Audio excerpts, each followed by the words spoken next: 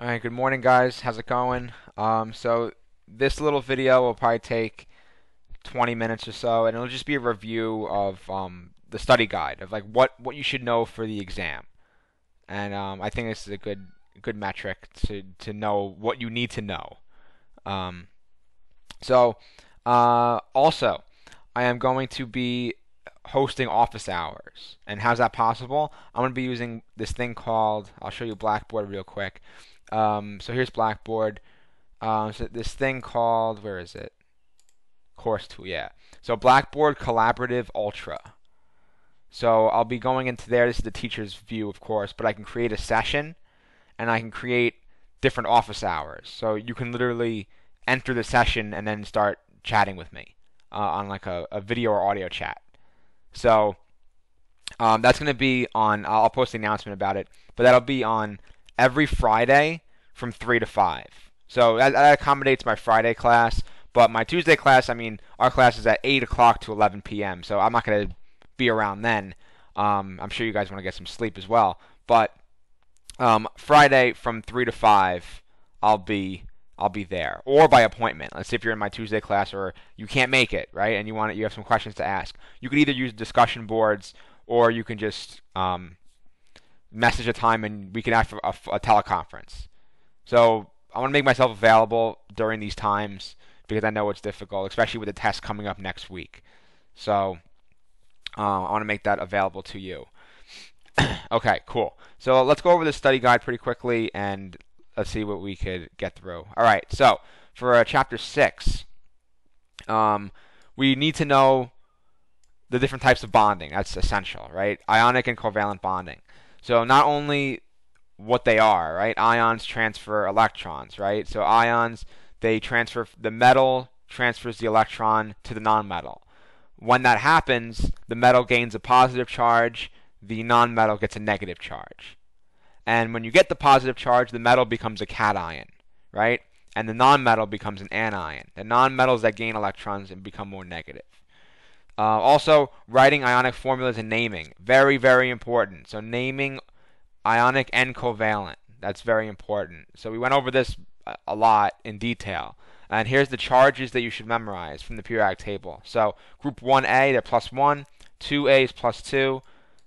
3A aluminum, you should add that over there. 3A aluminum is plus 3.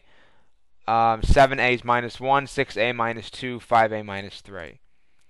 So Roman numerals for the transition metals.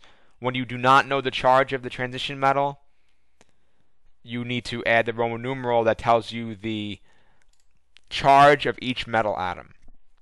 That's important.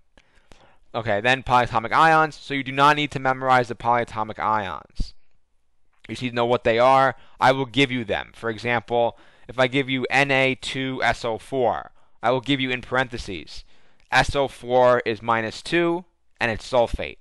So then you would write, oh, it's Na, it's an ionic bond, so therefore I don't use prefixes, so it would just be sodium sulfate. Covalent bonds, this is when you do use the prefixes. So remember, you have to use the prefixes only for the second element, and when the first element is more than one. So for CO, we're not using monocarbon monoxide. We're only doing carbon monoxide. If you have more than one of the first elements, such as dicarbon monoxide, then you'll be using a prefix for the first element. And this is all outlined in the slides pretty well. Lewis structures. So Lewis structures, I'm not going to go crazy with it. So you don't need to write Lewis structures. But I mean, it's important to know how to do so for the lab. That's a good skill that's a skill you're supposed to learn there. But what we're supposed to do is I want you to know how to calculate the number of total valence electrons in a covalent compound. For example, if I gave you NH3, right? In order to calculate the total valence electrons, you have the valence electrons from N and the valence electrons from the 3 H's. So N has 5, H has 1, and there's 3 of them, so 5 plus 3 is 8. Electronegativity and polarity, right? So know what electronegativity is, the definition of it. So it's the ability of an atom to attract electrons in a bond. and know by the trend how to tell which electron is more electronegative. So it increases from the bottom left of the periodic table to the top right. So the bottom left is the lowest electronegativity, and fluorine is the highest. Fluorine is the most electronegative element because it's in the top right. And if I give you an example, like what has more electronegativity, fluorine or sulfur? And obviously the answer is going to be fluorine, right? Because of the trend. So based on the trend alone, you should be able to figure that out. I know there are numbers for electronegativity, but don't really worry about the numbers too much because based on the trend, you can figure out what I'm going to ask. Okay, so understand the definition of polarity, right? So if a covalent bond is between two atoms that have a differing electronegativity, meaning like sulfur and fluorine, then the bond is called polar covalent, right? So there are three types of bonds that we learned here. There's ionic, which is different. Then there's two types of covalent, polar and nonpolar covalent. If you have nonpolar, that means you have two atoms with very close electronegativities, not really differing at all.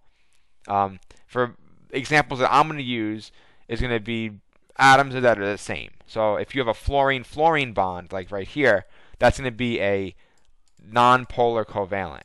But if you have an oxygen-fluorine, a carbon-fluorine, that's going to be a polar bond. Because based on the electronegativity trends, their electronegativities are different, and they're partaking in a covalent bond, meaning that there's a partial charge difference.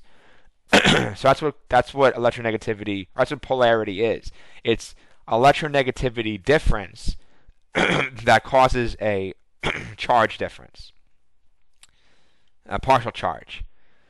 All right, so chapter 7. Chapter 7, so understand how to balance equations. So adding coefficients going from the left side all the way to the right side, and making sure your atoms are equal. So we went over that, yeah, and there's videos on that too. So be comfortable balancing equations. Types of equations. So be able to understand and identify the types of equations, such as combination. You're taking two or more things and adding them together to one thing, to one compound. Decomposition, you're doing the opposite. Single replacement, you're switching one cation. You're replacing one cation with another. Double replacement, you're doing that twice. So there's two ionic compounds, you are switching both of their cations. That's double replacement. And then combustion, you're taking a organic substance, maybe it's a methane. Here's an example of combustion right here. So you're taking methane or some CH containing compound, and you are adding oxygen, and then you are resulting with CO2 and H2O. This is a combustion. Okay. Also be able to balance them too, because they're normal equations like everything else. Okay. So the mole and molar mass, be able to understand what the mole is. Very important. Not just how to just blindly do the math. Understand what the mole is. It is the Avogadro's number of particles. That's all it is. And we use it in atoms and molecules just to quantify them. Molar mass, be able to calculate the molar mass of any compound. If I give you the formula, you should be able to calculate the molar mass based on the periodic table numbers. So CH4, this one right here, for example. The molar mass, C is 12, H is 1. So 12 plus 4 times 1, because there's 4 H's here, that would be 16. O2, oxygen is 16, so there's 2 of them. 16 times 2 is 32. CO2, 16 times 2 is 32, plus the 12 from the carbon, that's 44.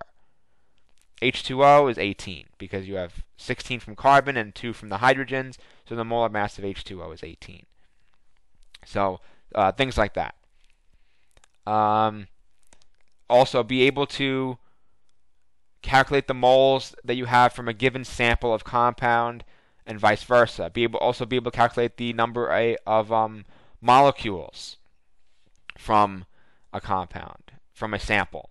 So if I give you how many molecules are in 0.5 moles of something, that means if you have 1 mole of it, you know it's Avogadro's number. So 0.5 moles would just be simply half of that. Or if you have 2 moles, it'd be double that. So calculations like that.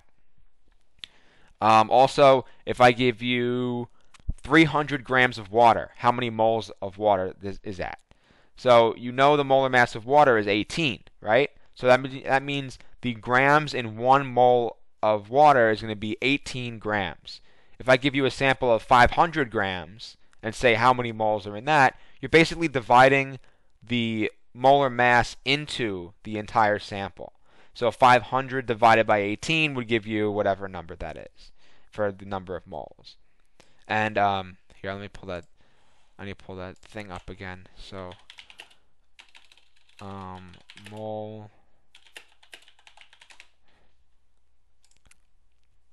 No, that's the animal. Wait a minute.